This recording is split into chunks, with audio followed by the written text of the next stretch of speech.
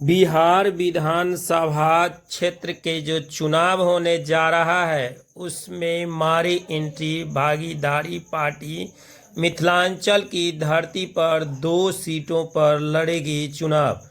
जानकारी के लिए बता दूं कि मिथिलांचल की धरती पर भागीदारी पार्टी की एंट्री हो चुकी है, जो कि प्रजापति समाज ने इनका निर्माण किया था। यह यूपी की पार्टी है।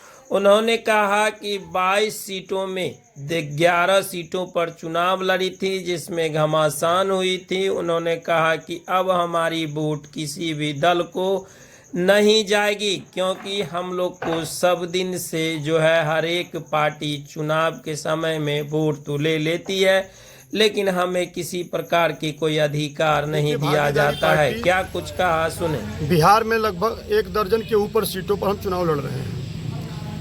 हमारे राष्ट्रीय अध्यक्ष माननीय श्री प्रेमचंद प्रजापति जी के नेतृत्व में ये पार्टी बनाई गई और हम लोग उत्तर प्रदेश, बिहार सहित भारत के 12 राज्यों में भागीदारी पार्टी बड़े पैमाने पर काम कर रही है। मध्य प्रदेश में हम बड़ी संख्या में चुनाव लड़े, झारखंड में बड़ी संख्या में चुनाव लड़े, आपके बिहार में चुनाव लड़ रहा हूँ। और इस बार भागीदारी पार्टी आपके बिहार में बड़ा बदलाव करने जा रही है। भागीदारी पार्टी ये जान लीजिए कि अंदर अंदर हम लोगों ने पूरा पोल कर दिया है।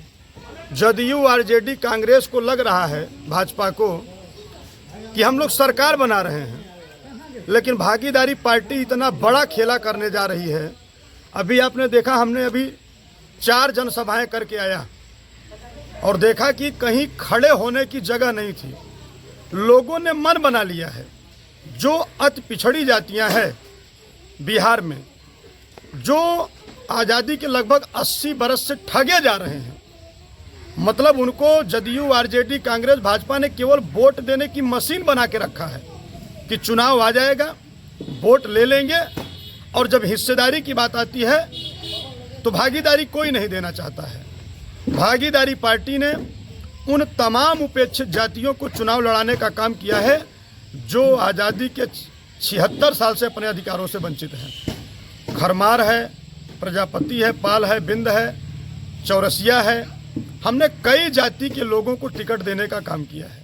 सभा में हम 2 सीटों पर चुनाव लड़ रहे हैं, जिसमें से 4 सीटों पर हमारे प्रत्याशियों की पर्चा निरस्त हो गए थे और वो प्रशासन के दबाव से निरस्त हुए थे।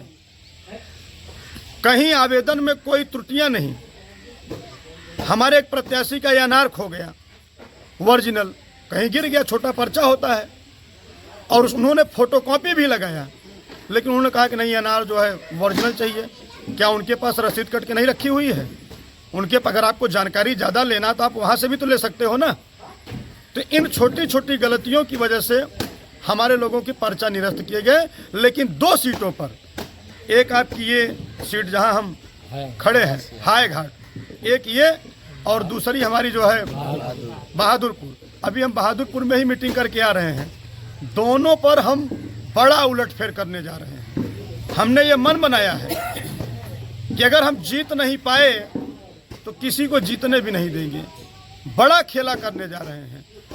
प्रजापति समाज ने ये मन बना लिया है, अति पिछड़ी जाति के लोगों ने ये मन बना लिया है कि नेताजी जो लड़ाई आप लड़ रहे हैं बिहार में, एक समान अनिवार्य शिक्षा के लिए, तकनीकी शिक्षा के लिए, गरीब कल्याण कार्ड के लिए, मतदाता पेंशन के लिए, और 27 अप्रैल 2007 के पहले जो शिक्षक थे वित्तविहीन, उनको अस्थायी अध्यापक नियुक्ति के लिए, आप लोगों के लिए पत्रकार आयोग के गठन के लिए, छात्र आयोग के गठन के लिए, ये जो हमारी जो लड़ाई है, गांव की जनता ये कह रही कि नेताजी इन मुद्दों को लेकर कभी कोई पार्टी हम लोगों के बीच में नहीं आया। हम लोगों को तो केवल गुमराह करके केवल वोट लेने का काम किया गया है। देश के प्रधानमंत्री नरेंद्र मोदी जब बिहार में आएंगे तो कहेंगे गुजरात से बिहार वासियों को आने के लिए हम राजधानी एक्सप्रेस चलाएंगे, लेकिन फैक्ट्री की बात नहीं करते, शिक्षा रोजगार की बात नहीं करते।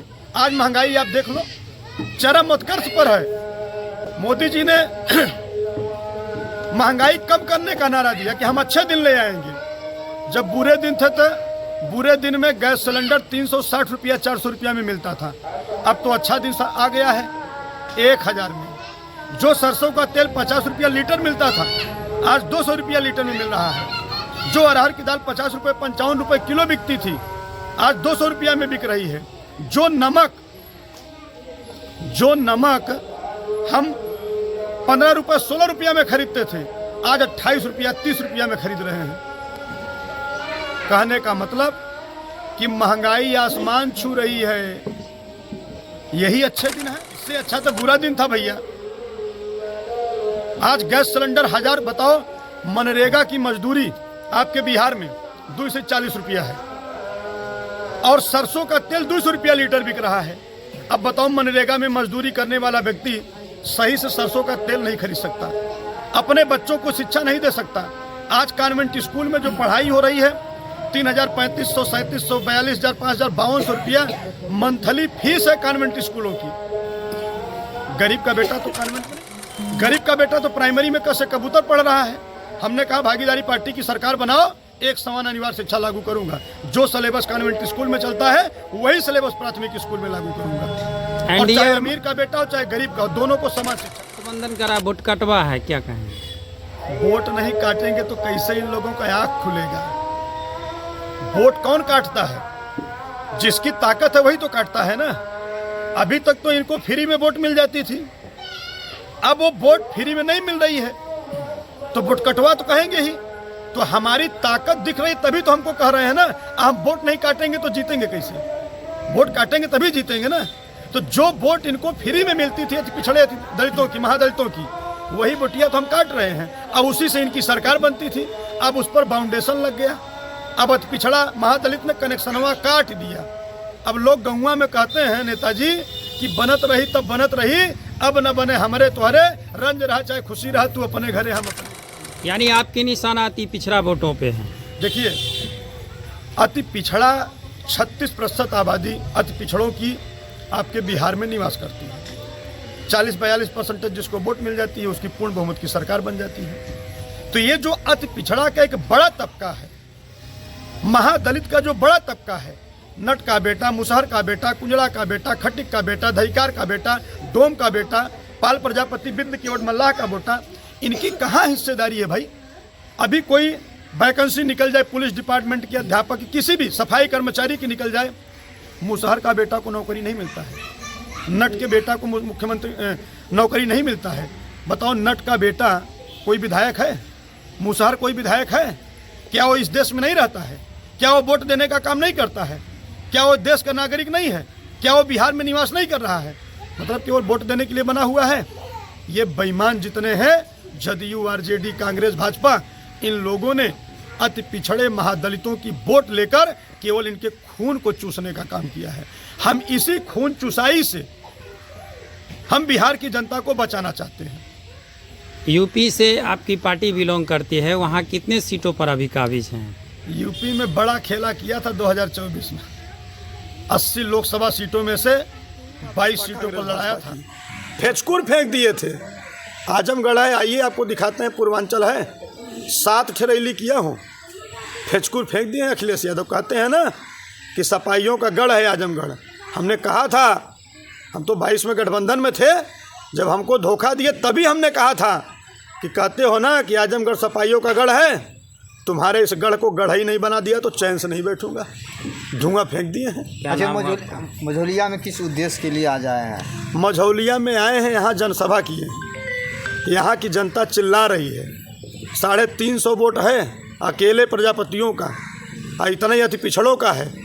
लोग चिल्ला रहे हैं कि नेताजी एक भी वोट इधर उधर नहीं होगी। और 14 तारीख को देखिएगा मझौलिया का जब ईवीएम खुलेगा, झाड़ो झार भागीदारी पार्टियाँ दिखाई देगी, बाकी किसी का खाता नहीं दिखेगा। कुल हायाघाट विधानसभा में कितने हैं? यहाँ जगह 36,000 वोट कुम्हारों की है हायाघाट में, लेकिन हमारे वोट की कोई गणना नहीं है। अब इन्होंने से पूछा जदयू, आरजेडी, कांग्रेस वालन से, तो इन्होंने कहा कि कुम्हार कहाँ हो, मतलब कुम्हार हुआ ही नहीं है।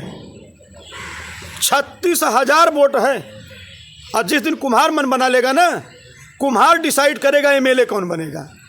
अभी तक ये लोग सब बहके थे भैया, इनको कोई समझाने वाला नहीं था। अब इन लोगों को ज्ञान हो गया है कि मेरा मान सम्मान स्वाभिमान कहाँ सुरक्षित है, हमारा अधिकार कहाँ है, हमारे बेटे को मास्टर बाबू डॉक्टर चपरासी लेखपाल सिपाही दरोगा कौन बना सकता है, हमारा हक हिस्सा अधिकार कौन दिला सकता है, हमको रोजगार कैसे मिल सकता है। अब हमारे लोगों को समझ में आ गया है। अभी कहाँ अब तो ये कहाँ गोलबंद हो गए। जनसंपर्क किए हैं अभी हम कई गांवों में जनसभाएं करके, अभी मैं उस बहादुरपुर विधानसभा में मैं था, वहाँ जगह 3 जनसभा करके आया हूँ। चौथी जनसभा यहाँ कर रहा हूँ हाय घाट में। क्या नाम कल है यहाँ आपका? जगह कम से कम 15 ठे जो है लगातार मीटिंग सुबह 7 बजे से शुरू हो जाएगी, चुनावी जनसभाएं। क्या नाम है ताबड़तोड़। महेश चंद्रा प्रजापति, राष्ट्रीय प्रमुख महासचिव भागीदारी पार्टी।